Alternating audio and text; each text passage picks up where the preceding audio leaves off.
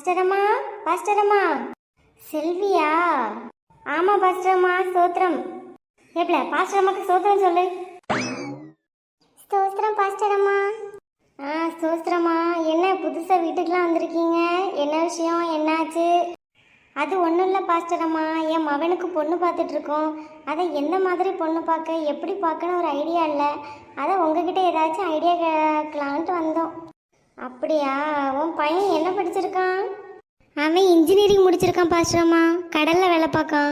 அப்படியா? அப்போதான் பொண்ணுங்க க்யூவில் வந்து நிற்பாங்களா? அப்புறம் என்ன உனக்கு? அது பிரச்சனை இல்லை பாஸ்டரம்மா, வரதட்சணை வாங்க வேண்டான்னு சொல்லுதான். அது எப்படி வாங்காமல் இருக்க முடியும்? நான் இவ்வளோ லட்சக்கணக்கில் ஃபீஸ் கட்டி படிக்க வச்சு ஒரு நல்ல வேலை அவனுக்கு வாங்கி கொடுத்துருக்கேன். வரதட்சணை வாங்கக்கூடாதுங்கானே. அதான் உங்ககிட்ட சொல்லிட்டு போனான்னு வந்தேன். நீங்கள் ஏதாவது அவனுக்கு ஃபோன் பண்ணி கொஞ்சம் புத்திமதியை சொல்லுவீங்கன்னு. பரவாயில்லையே செல்வி, நல்ல பிள்ளை தான் வளர்த்து வச்சிருக்க. வரதட்சணை கொடுக்கறதும் தப்பு, வாங்குறதும் தப்பு. நீ ஏசப்பா பிள்ளை, உனக்கே சொல்லி தரணும் போலையே. உன் பையன் கூட தெரிஞ்சு வச்சிருக்கான். ஆமா பாஸ்டம்மா, நானும் எங்கள் அம்மா கிட்ட ஒரு மாசமா சொல்லிட்டு இருக்கேன், கேட்கவே மாட்டேக்காங்க. அப்படியா?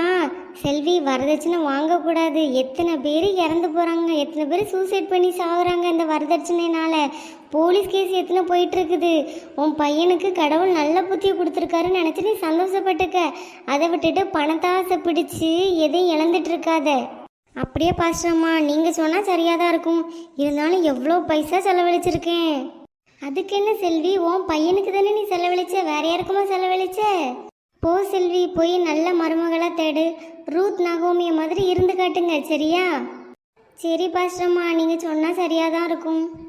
பாஸ்டம்மா, கொஞ்சங்க வாங்கலேன். சொல்லுங்க சாமுலேனே, எதுவும் பொண்ணு துப்பு கிடைச்சிச்சா என் பையனுக்கு?